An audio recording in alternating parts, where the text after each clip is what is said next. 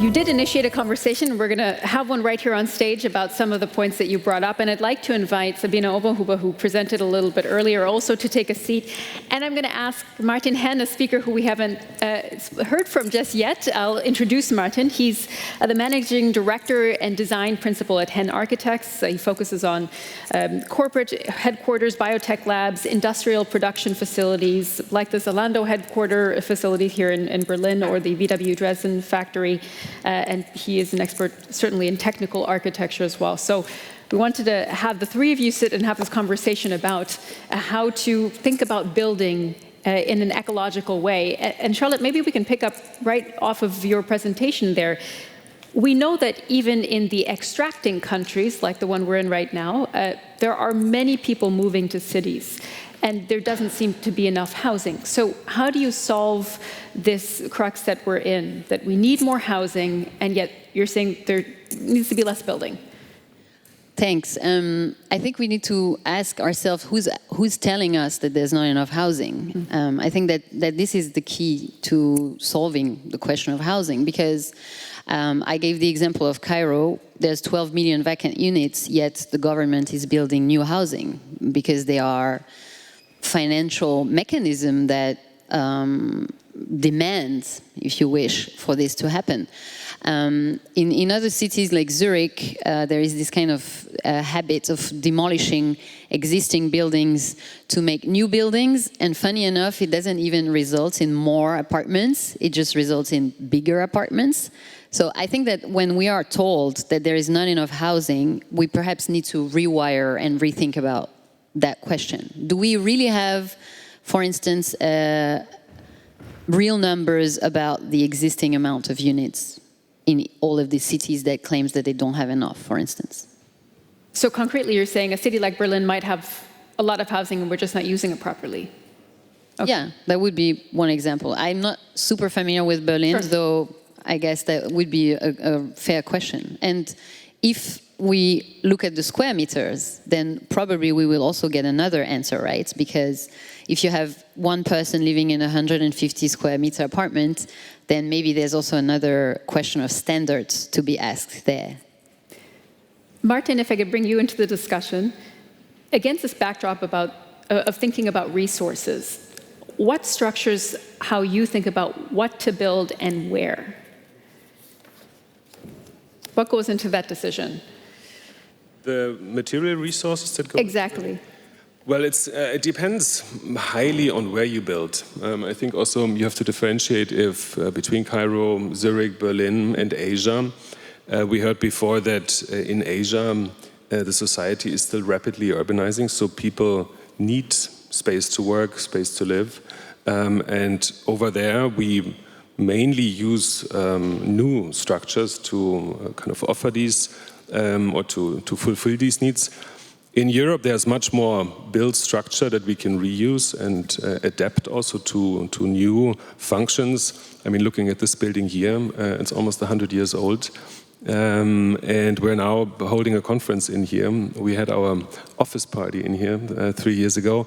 So, yeah, I think it depends very much on the local context and also the kind of the political and economic circumstances. How do you see this, Sabine, from the question of resources? You talked about circular economies. How can that work in building in a city? I think I just wanted to come back to what Charlotte said.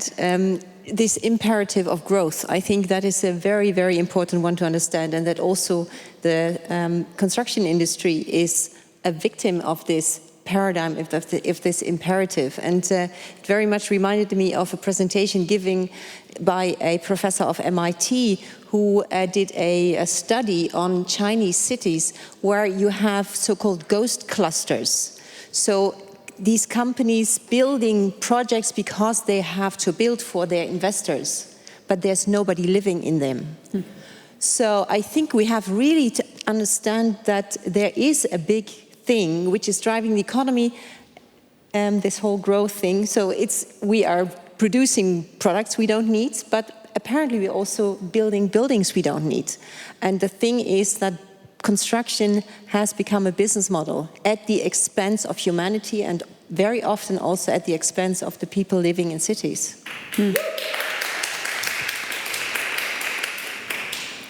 Charlotte, maybe we can pick up on that. You also said we have to ask the question, who should stop building and where, to be fair? If you think in that context, what type of building do you find necessary in cities? What kind of structures are necessary? Is it public spaces? Is that the type of building that should continue? See, that's also a very kind of a question we need to examine also. Because, for instance, when a new area is being built, let's say by private investors in an area like Berlin or Zurich, or let's say in Europe, what happens very often is that the city is going to be the one who has to provide the schools that come with it, and for that they're going to have to sell, or build over some empty spots, because very often they don't think about, using existing structures, also because you have, again, this question of standards. So I think that this question of, for instance, saying you can't, we're not going to call for infrastructures not to be built, but of course, if those infrastructures are tied to developments that are fueled by private, then we need to really ask, why are these infrastructure being built in the first place? So I would advocate, of course, first and foremost, for a moratorium on private construction of offices first, and then of residential. Of course, everything that has to do with big commercial infrastructure, I think, is even at this moment already going into a crisis where we see that this is actually a modus of consumption that's already being questioned by the internet and so on. So that would be my favorite gradation of the moratorium being implemented. But I think that what is interesting with this idea of questioning all construction, it really forces us to look at the existing as something to cherish and not something to trash, and also to cherish the people who take care of it, which I think is also a change of value instead of the new, because the new sells. Of course, a new airport, a new museum, this is politically, it's a political instrument. It works great. It's a legacy that you will leave as a political person. So these are linked and wired to societal models that also need to be questioned. I agree, and maybe if I can add to this, I think you really have to differentiate if a building is built to last and to create a value, or a maximum return of invest in the fastest way. You were talking about products. You can also, I think, refer your theory to the built environment. And I think to just stop construction will not be sustainable for our society. Our society is moving forward, technology is moving forward, and we have to build sort of the hardware to go with this new software. And that includes schools, universities, research laboratories, but also production facilities to, for example, enable the mobility shift. So, I would really recommend to differentiate between speculative growth and growth that is sustainable and actually valuable for society. But how do you differentiate? Because I think that one of the, let's say, agility of the system is to cover everything under a very nice veneer of sustainability. Everything is sustainable. No one is going to claim, I'm going to build something that's, polluting and useless. So, how do you differentiate? Well, for example, I was talking about the life cycle of buildings. From my understanding, if a building is torn down 15 years after completion, that is not sustainable. But if a building lasts for, let's say, 50 years or 100 years, that means that there is a higher purpose behind it, and maybe the building is also capable of housing multiple different activities and functions. And that has to go into the planning process, but that also has to be the awareness of the client who asks you to envision and conceive a building. So I agree with you on that point that it's not just about the construction industry, but it's also, or probably more importantly, about the system that kind of orchestrates all this. Do you agree, Sabine? You're just nodding.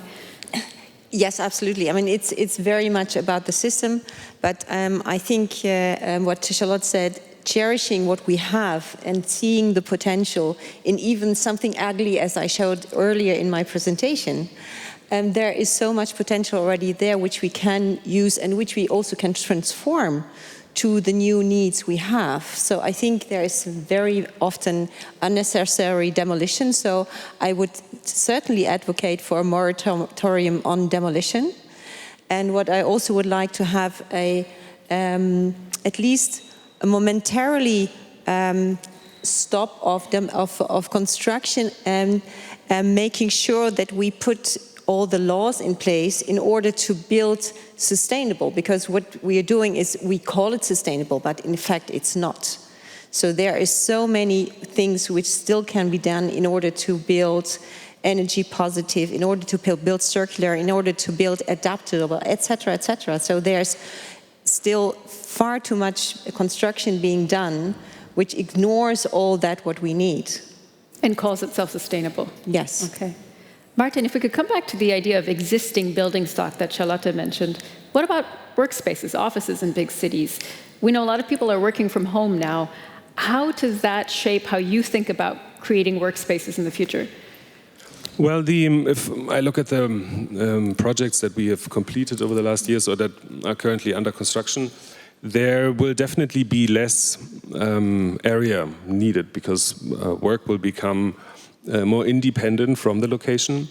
But the office will remain, I think, a very important space also for in the future. It will change a little bit in its nature from a place where you go to work to a place where you go and meet colleagues, where you interact, where you collaborate. So I think it's changing its nature to a marketplace and not so much a place of single offices and focused work that you can do anywhere. Is that something you're hearing from clients that you're working with who are looking to be more sustainable? We are absolutely hearing that office space will be less. So there is certainly in Holland a huge trend of certainly a third of the workforce staying at home, not all the time, but needing a third of the less of the workspace, converting the current workspace into areas of interaction, but still there is much less needed. So I think that is a big opportunity for reshaping our cities into more environments for living, and at the same time also we have to rethink the retail space. I think the retail space is another area which will be completely transformed through e-commerce, but also to the pandemic. That's very true. Retail space is another important factor in cities. Charlotte, I want to come back to something that you showed in your presentation, which is the number of cities that are thinking about moratoriums on types of construction, at least.